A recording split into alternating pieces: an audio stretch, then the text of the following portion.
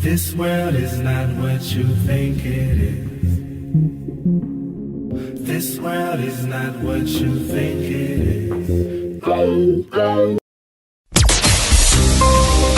This is a podcast of 98FM's Dublin Talks. Remember, catch the show live Monday to Friday at 10 a.m. 98FM's Dublin Talks with Adrian Kennedy. Now I'm going to put my my serious journalist face on now, because next up on the programme, a topic that we've never discussed before, and it wasn't even an issue 20 years ago. Now it's a growing issue.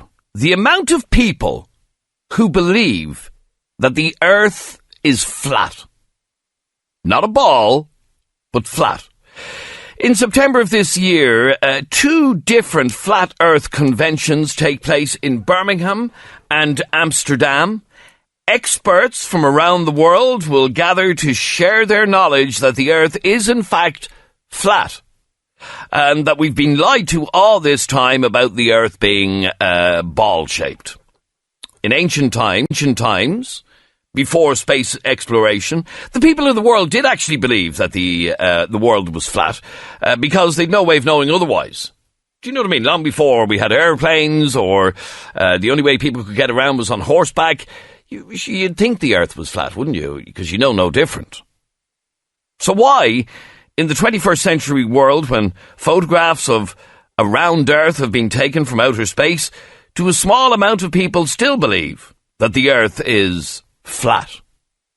I'm joined on the line by Robin Campbell, who is the organiser of one of this year's conventions. Robin, welcome to 98FM.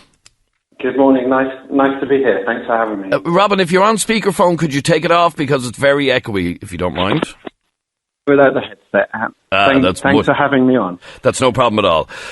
Robin, firstly, let me ask you, how did you personally come to the conclusion that the earth isn't actually the shape of a ball? Well, like most people, you hear about it and think it's ridiculous. So my daughter came home from work, and she's in recruitment, and one of her colleagues said, "You never guess what, Robin, someone at work thinks the earth's flat." I said, "Don't be silly. What about photos of Earth from space? And what about the famous Felix jump, the Red Bull jump, where we all saw the curvature of the earth?" And I thought, wow, I should be able to debunk this in about 5 minutes. Let me go online and see what it's all about. And then I learned that the claims that are made about the globe are actually very easy to debunk, and you can't actually find proof of a globe. So starting with the images of Earth from space, we go on NASA's own website, and we hear people like Robert Simmons, who is a graphic artist, explain how he uses narrow strips of data from instruments. I believe he means satellites. And he stitches them all together, puts the weather patterns on by copy and paste, and he creates the rendered image of what we all think is a photo. But it's actually not. It's a CGI rendered image. And what I found really interesting was, from the 1974 final lunar mission, the Apollo mission, they took the first blue marble shot, and then we had to wait 40 years in 2012 for the next one. And I thought that was fascinating. It says Rob Simon made this. Simon's job is... It's primarily taking data and making pictures out of it. That's what this is, a composite of data sets from several different instruments translated into a picture.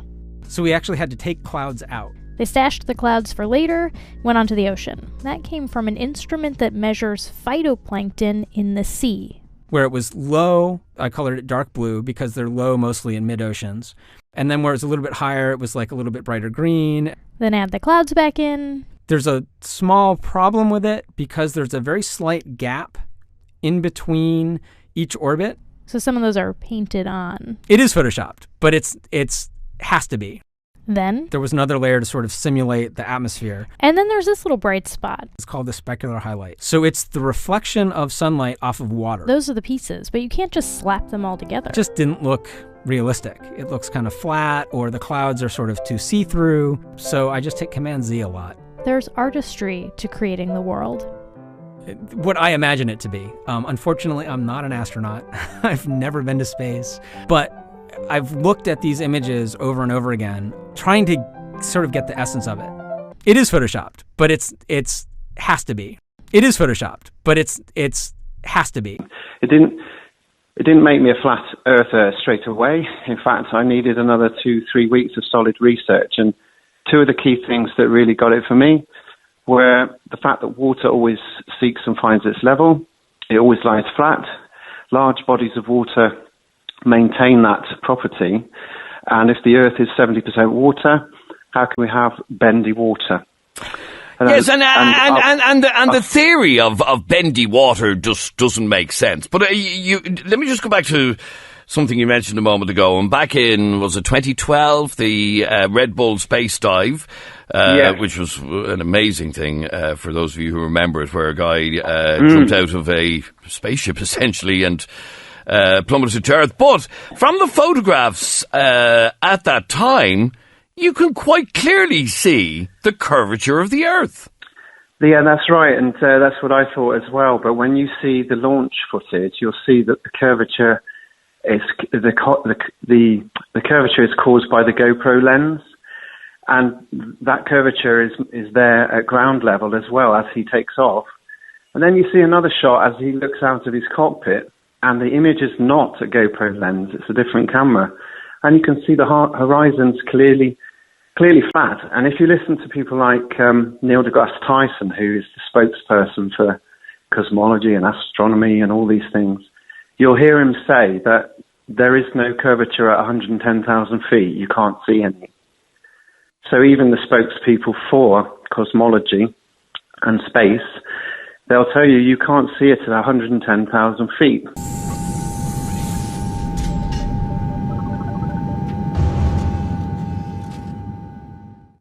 And that dude who jumped out of a perfectly good balloon, what's his name? Felix Baumgartner. He would have been about 2 millimeters above the surface of this globe. That's his edge of space jump.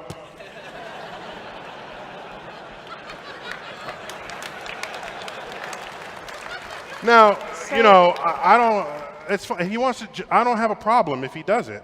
But the honesty of it would greatly diminish what I think people thought he was actually doing.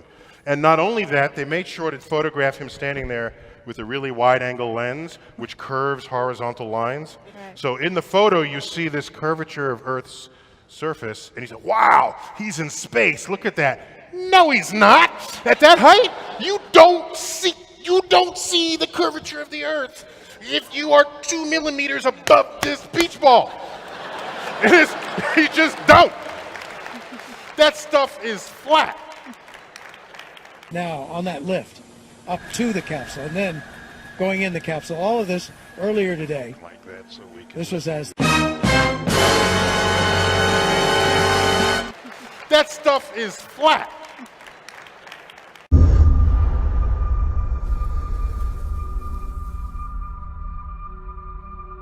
To the rear.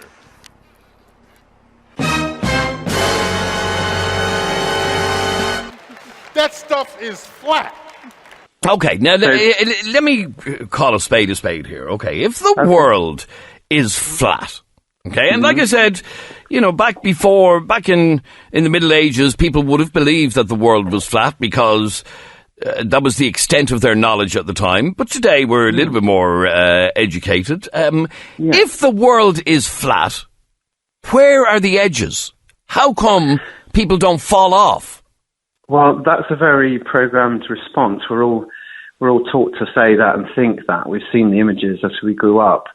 But we were all defenseless as children. We were given a globe, and when we were children, we may have asked the teacher, why don't we fall off the bottom? And then we go home, and they tell us gravity. And then we go home to our parents, and they just parrot what they've been taught. So who says there is an edge? If you look up a... Okay, well then, it goes on forever? Well, if you listen to the Longines Chronoscope, which is the 1960s documentary, the most decorated explorer under the US government was called Sir Admiral Byrd. He did an exploration for 30 years, and he went on camera. You can see the footage And he said, I found land the size of America. Where there's coal, uranium, and gas, it will be the envy of all nations. And shortly after that, he shut up shop. And I think what he did was he found more land. He possibly found a perimeter. Who knows? But shortly after that, the Antarctic Treaty essentially locked that area down, and 52 nations signed it. And if you want to go today, you will be escorted off and back where you started by the military. And what, so what? Antarctica is locked down. No exploration in Antarctica. Why is that? Is that because that's the edge of the world? Well, it's about control. You know, if you look at the UN map or the World Health Organization map, it's actually a flat Earth map, and that is telling you something that these people do know. They do know what the real shape of the Earth is and what the real map looks like. Well, okay, the United Nations logo does show a flat Earth, but there's no other way to show a map of the world. Like I've one in my room at home, a big, huge map of the world. It has to be flat because the wall is flat. So it's the only way you can represent the Earth. No, if you look a little bit more carefully, you'll see that the arrangement of the countries is very different. The Gall-Peters map, which is the one we all get at school, is stretched and contorted. Yes, no, I understand all of that, but sorry, the point I'm trying... Okay, if I hop into an aeroplane today from Dublin, and I head, let's say, in an easterly direction. I'll head up over Europe, I'll go over Russia, I'll eventually reach the Pacific Ocean, I'll then reach the United States, and if I keep going and keep flying, I'll eventually get back here again, because the world is round. Yes, but magnetic north will always be on your left or right, whichever direction you're going. If you keep your bearing, your left position, if you like, pointing north, will always be to your left. If you keep that bearing on a flat Earth, it works exactly the same. So much like a needle on a record player keeps its bearing and comes back round again, that's exactly how it would work, with magnetic north to your left. And we both make ever so slight course corrections, whether we're on a globe or a flat disc-shaped Earth. So no, that doesn't make any sense to me at all. For example, in front of me here, I have a flat iPad, okay? And if I start travelling along my iPad from right to left, I'll fall off the side because it's flat. That's you making the assumption that magnetic north is not causing you to create slight course corrections. So even on a globe, the pilots and the boats will make slight course corrections, keeping due north because it is always to their left, keeping it to the left, and it would be exactly the same. We can both circumnavigate, keeping magnetic north to the left. What's more interesting is... So what you're saying is that if I head east and travel around the world, I'm actually just going around in a circle. Is that what you're saying? That's right. If we took a slice off an apple or an orange and we tried to look at that path that you've just described, we're both doing a circle and we're both keeping magnetic north to our left. Whichever way you look at it, we're still doing the same. Okay, so kind how of come I've never heard of anybody who reached the side of the Earth, like, and looked over the side? Well, I've already mentioned that. It's actually the Antarctic Treaty prevents it. And if you look up a Norwegian explorer in 2012... Sorry, Robin, when you say the Earth is flat, is it a circular flat? So is it like a CD? Like, is it that sort of shape? Well, I'm not the one who can claim and make claims about the edge and beyond the Antarctic rim, because nobody has really gone beyond what Sir Admiral Byrd did. So I can't make the claim about what it is. I just know that what we've been told is not. Robin, one of the things that doesn't really make sense to me is your belief that this information that the world is flat is being kept from us.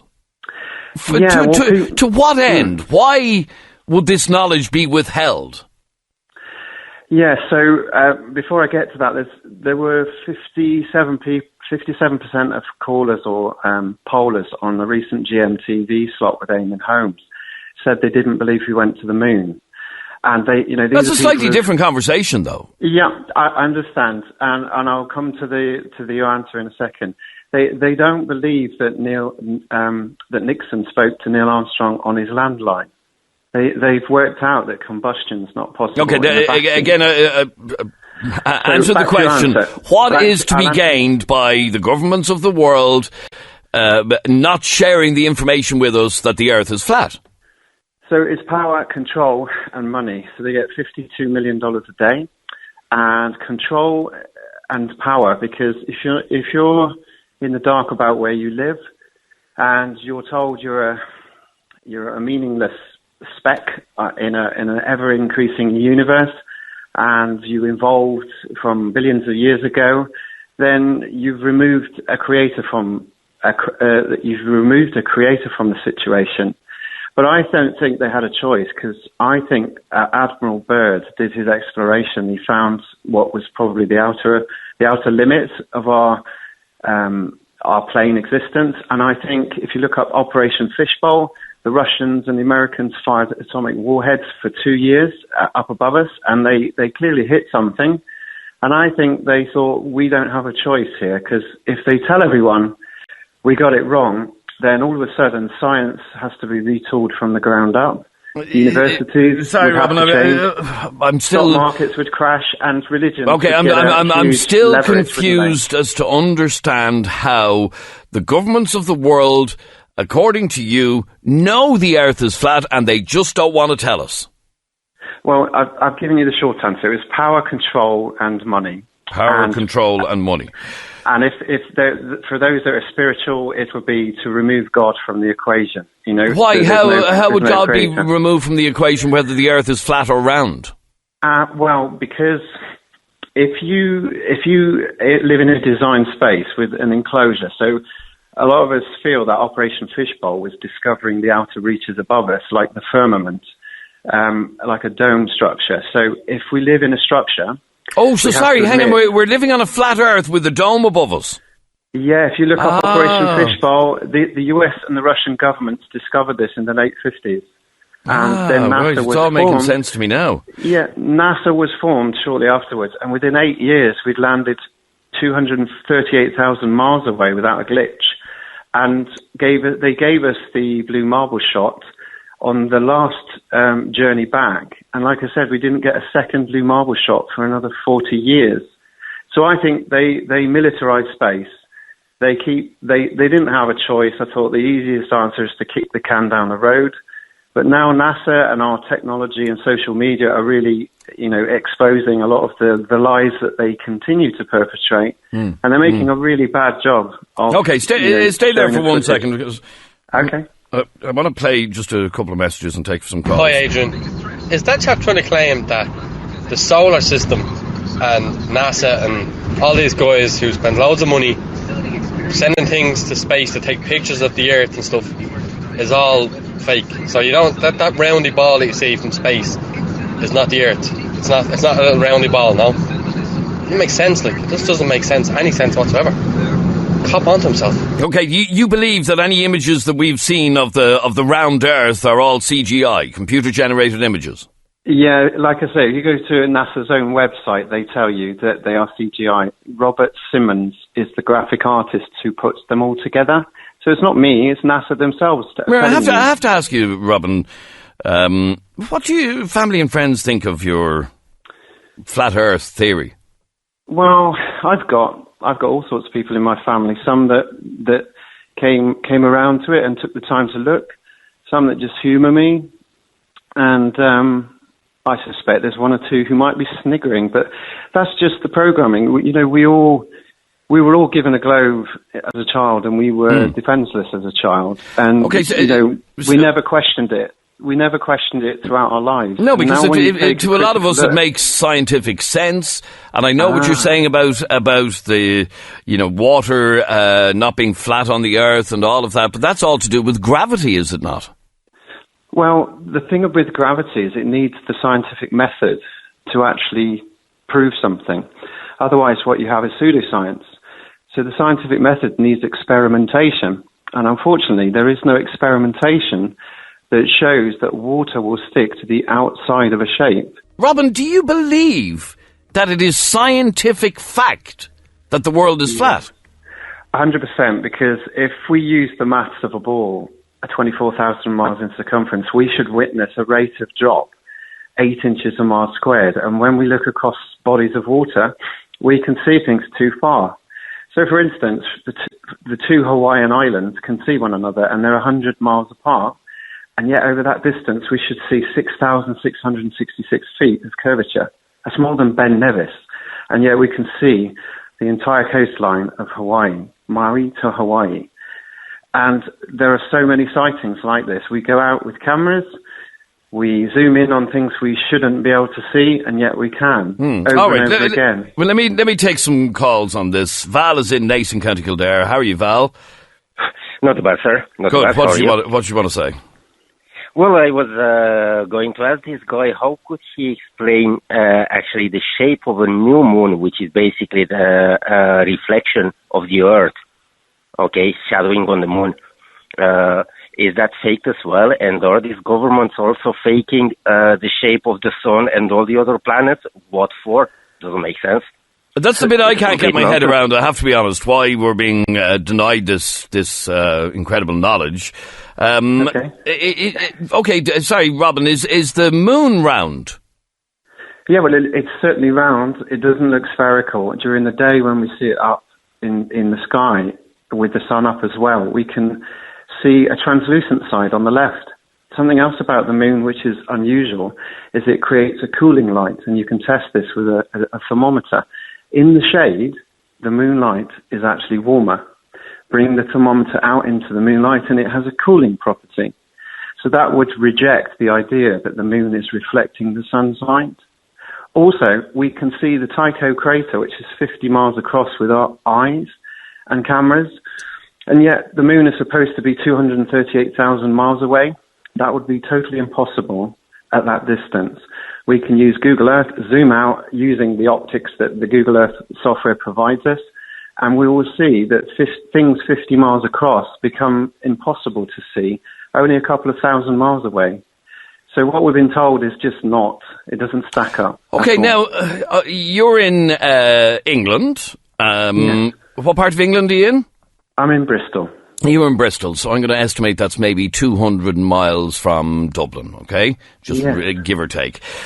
So if the Earth is flat then, you would be able to see in the centre of our city here in Dublin, we have a big spire. It's, I don't know, how 200 foot tall, but you should be able to see that then, could you not? No? Well, the atmosphere is a thick soup of moisture. You know, It's got a lot of properties in it which create a fog.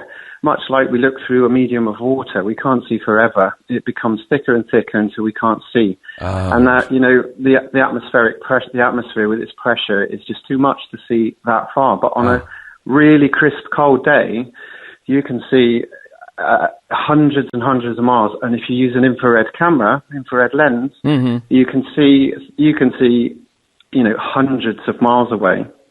And then there's all the military personnel with their infrared and their X-ray and the way in which they survey the land in front of them to spot targets. On a good cold day in America, the crypto analysts can see 1,000 miles away, and they need line of sight to do that. U.S.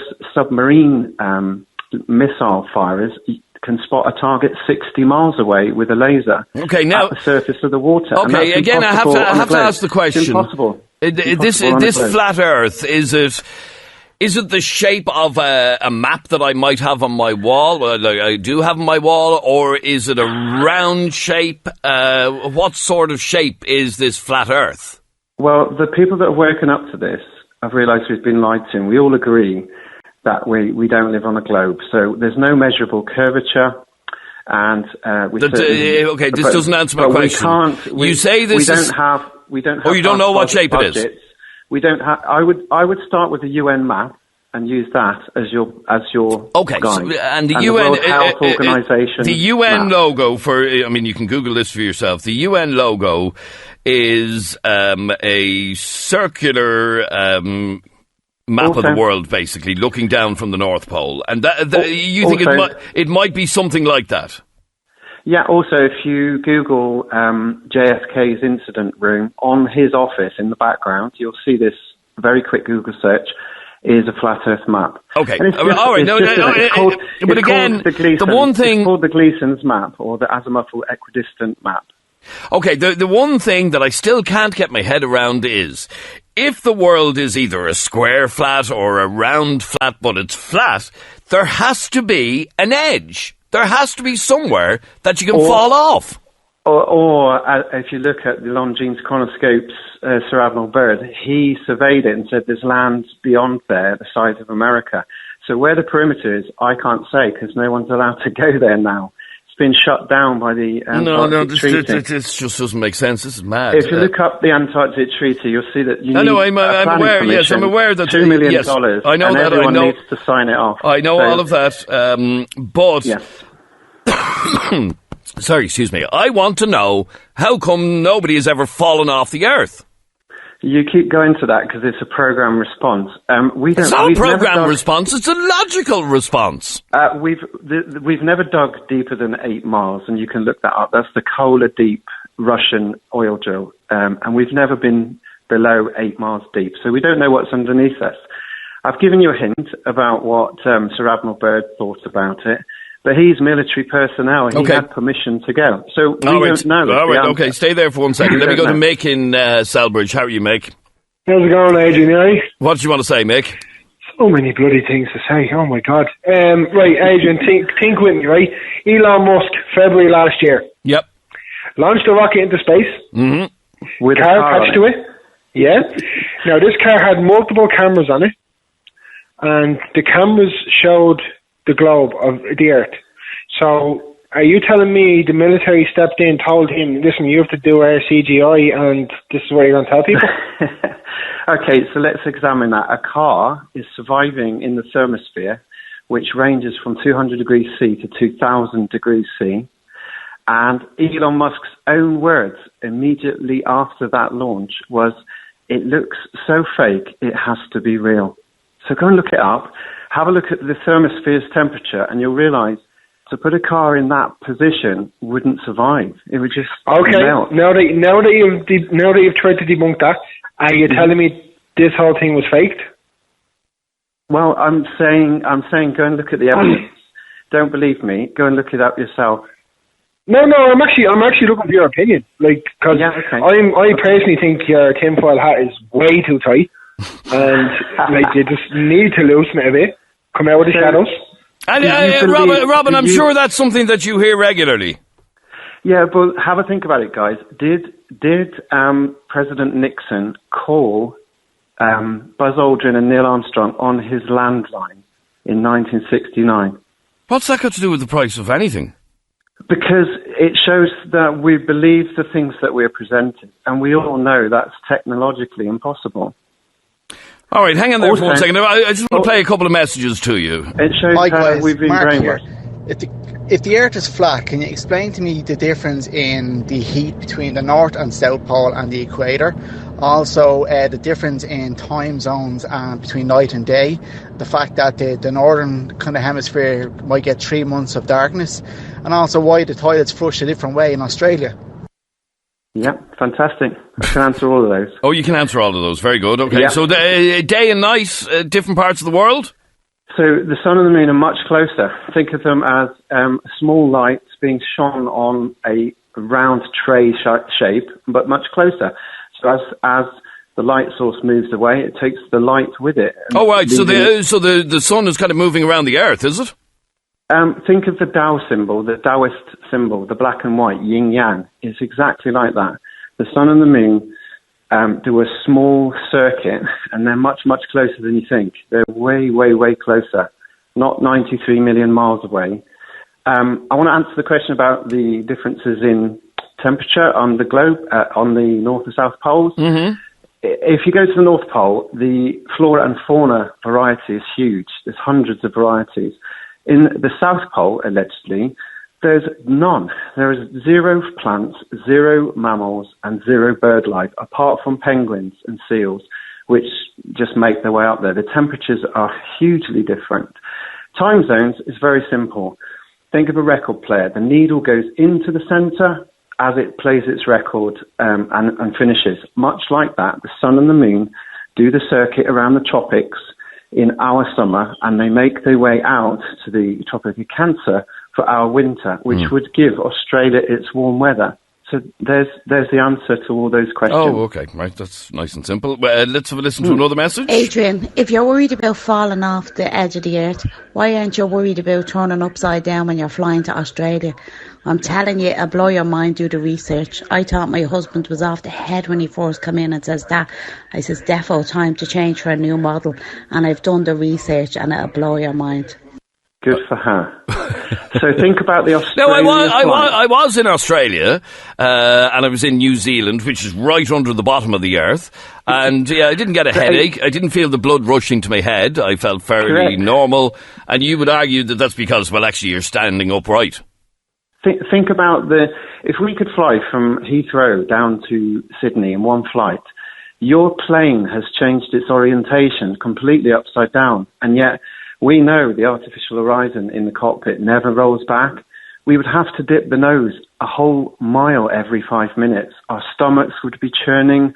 Otherwise, we'd fly out into space, wouldn't we? And all pilots will tell you they maintain their attitude throughout the flight. They never dip the nose. We would have to dip the nose so rapidly we would feel it, first of all. And so would the gyroscope in that artificial horizon bear witness to that. Let me just finally ask you, Robin, the conference is being held in Amsterdam and Birmingham later this year. What goes on there? Well, we share most up-to-date presentations. So we'll be talking about things like the latest science. You know, how do we prove how science today has let us down on a number of fronts? So we'll be exposing things like the scientism of gravity and how things like the atmosphere. We live in a pressurized system. The vacuum of space cannot coexist alongside that pressurized system. So how we debate science, basically, and take the argument forward. Unfortunately, Robin, I have to... Okay, you want to take science forward. Unfortunately, I don't have any more time, but it's been... I'm trying to think of a word. Interesting is the word I would use. Good for you. To talk to you. And thank you very much indeed for joining us. That is Robin Campbell, who is a flat earther. Has he gone off the line, lads? I've just one thing to say. What the... Sorry, is there anybody who actually believes in that? No, not one person. Bar that message a second ago. And the majority of you saying this is a complete waste of your time, my time, and everybody's time. It was interesting. That's the only word I can use. This is 98 FM. I'm talking to you by telephone from the Oval Room of the White House, and this certainly has to be the most historic telephone call ever made in the White House. I just can't tell you how proud we all are of what you have done. For every American, this has to be the proudest day of our lives. And for people all over the world, I am sure that they too join with Americans in recognizing what an immense thing this is. Thank you, Mr. President. It's a great honor and privilege for us to be here representing not only the United States, but men of peace of all nations, and with interest and a curiosity and the vision for the future. Honor for us to be able to participate here today. Do you accept that? No, I don't. Is that the story you expect? Sorry, I don't. Wow, he's in space. Look at that. No, he's not. At that height.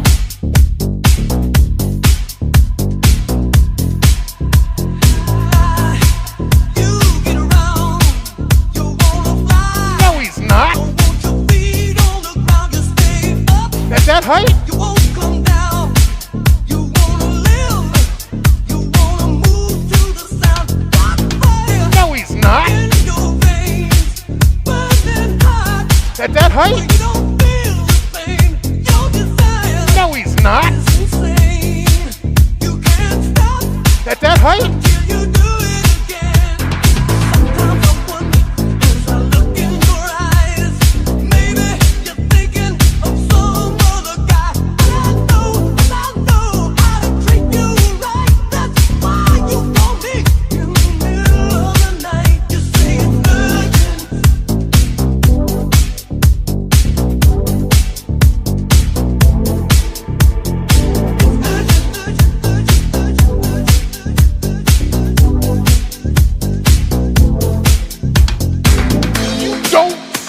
You don't see the curvature of the earth.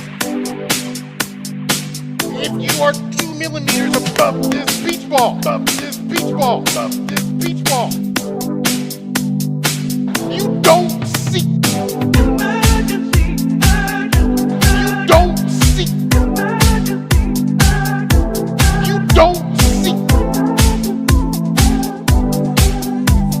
Do you accept that? No, I don't. That stuff is flat. That stuff is flat. That stuff is flat. So that stuff is flat. It's oblate. And officially it's an oblate spheroid. But not only that, it's slightly wider below the equator than above the equator. A little chubbier. A little chubbier. Yeah. Chubby's a good word. It's like pear-shaped. Is that the story you're accepting? It's oblate. And officially it's an oblate spheroid. It's oblate. And officially it's an oblate spheroid. A little chubbier. A little chubbier. Where it's like pear-shaped.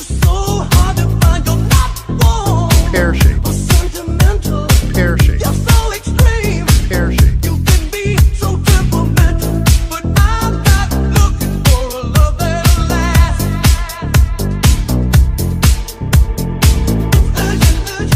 Where it's like pear-shaped.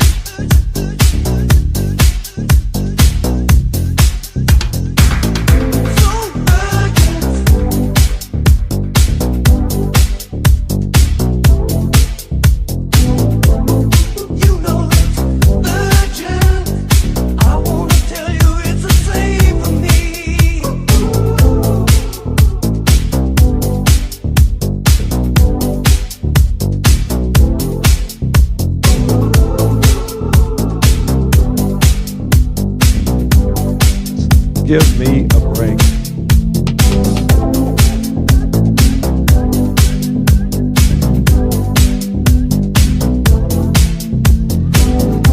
This whole thing is the biggest fairy tale I've ever seen. I think all our society is run by insane people for insane objectives. You know, and I think that's what I sussed when I was 16 and 12 way down the line, but I expressed it differently all through my life. It's the same thing I'm expressing all the time, but now I can put it into that sentence that I think we're being run by maniacs for maniacal ends, you know. If anybody can put on paper what our government and the American government, etc., and the Russian, Chinese, what they are actually trying to do, you know, and what they think they're doing. I'd be very pleased to know what they think they're doing. I think they're all insane. You know, but I'm liable to be put away as insane for expressing that. You know, that's what's insane about it.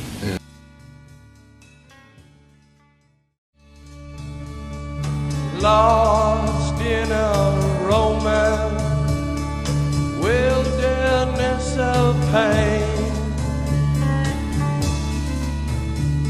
and all the children are insane.